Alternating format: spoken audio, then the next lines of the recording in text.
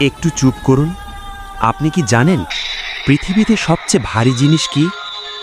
পাহাড় নয়, লোহা নয়। পৃথিবীতে সবচেয়ে ভারী জিনিস হলো বাবার কাঁধে সন্তানের লাশ আর সন্তানের কাঁধে মায়ের লাশ। যেদিন আপনার মায়ের নিথর শরীরটা মাটির নিচে রেখে আসবেন, সেদিন বুঝবেন দুনিয়াতে নিঃশ্বাস নেওয়া কতটা কষ্টের।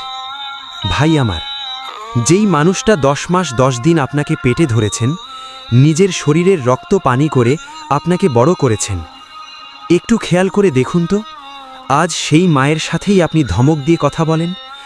খাবারে লবণ একটু কম হলে আপনি ভাতের প্লেট ছুঁড়ে মারেন। অথচ এই মা নিজে না খেয়ে আপনাকে খাইয়েছেন, নিজে ছেঁড়া শাড়ি পরে আপনাকে ঈদের নতুন জামা কিনে দিয়েছেন।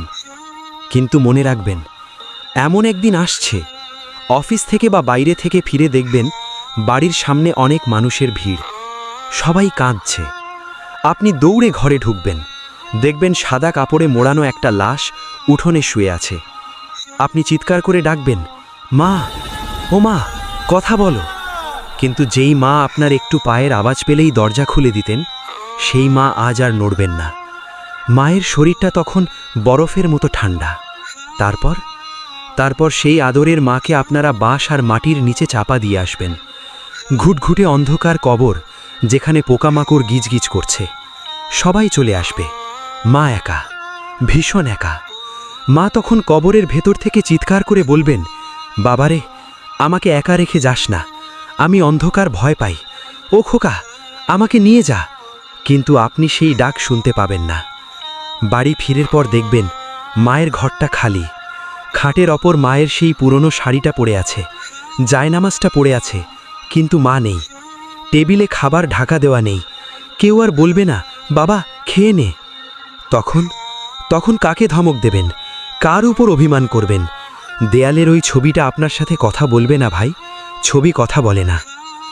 যাদের মা বেঁচে আছেন, আল্লাহর দোহাই লাগে, আজই এখনই মায়ের পায়ে পড়ে যান, পায়ে ধরে বলুন, মা, আমাকে মাফ করে দাও। কারণ মা চলে গেলে এই দুনিয়া আপনার জন্য জাহান্নাম হয়ে যাবে, আর মা খুশি থাকলে আপনার জন্য জান্নাত ওয়াজিব হয়ে যাবে। হে আল্লাহ, আমাদের যাদের মা কবরে, তাদের কবরটাকে তুমি জান্নাতের টুকরো বানিয়ে দাও, আমিন। ভিডিওটি দেখার পর যদি আপনার বুকের ভেতরটা কেঁপে ওঠে, তবে চোখের পানি মুছে কমেন্টে লিখুন, রব্বির হামহুমা কামা রব্বায়ানি সাগিরা, এবং শেয়ার করে আপনার বন্ধুদেরও মায়ের কদর করতে শেখান।